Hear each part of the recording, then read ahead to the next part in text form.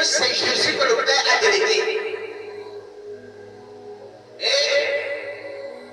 c'est le nom de Jésus qui a été rempli d'une puissance, qui est au-dessus de toute autre puissance. Pas le nom de Marie, pas le nom des anges, pas le nom de ton grand-père, de ton arrière-grand-père, dont tu utilises peut-être le crâne pour évoquer. Soit disant, tu parles au travers, tu parles avec ton grand-père ou ton arrière-grand-père, au travers de son crâne, que tu as retiré de la tombe. C'est les enseignements de Jésus-Christ. Et on lit les Ésaïe chapitre 8, à partir du verset 19, Dieu nous interdit d'être en contact avec l'esprit de mort. Lorsque vous descendez dans les corps pour retirer les crânes, les hommes qui sont morts, vous entrez directement en contact avec les esprits de mort.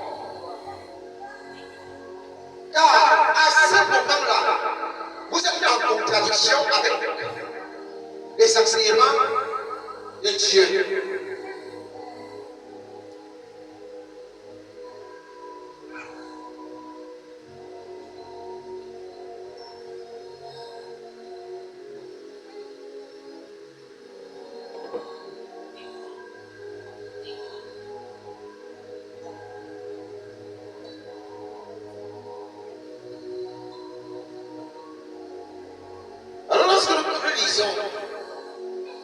Avec Philippiens chapitre 2,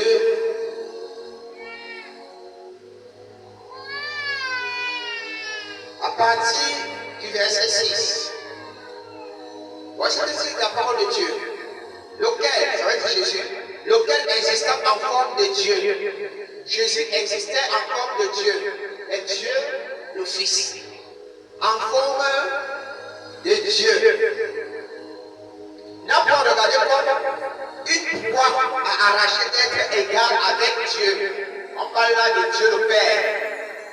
Même lorsqu'il était au ciel, avant de venir faire sa mission, parce qu'il a participé à la création, il était aussi Dieu, mais Dieu le Fils.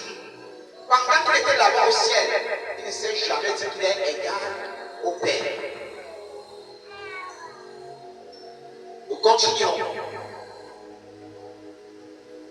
Mais c'est dépouillé lui-même en prenant une forme de serviteur, en devenant semblable aux hommes.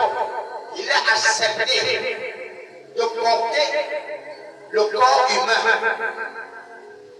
Remettre au Père, dis au Père, retire-moi la puissance que tu m'as accordée pour que j'aille accomplir cette mission, te réconcilier avec cette création qui t'a donné le nom et qui n'a plus la vie éternelle en elle.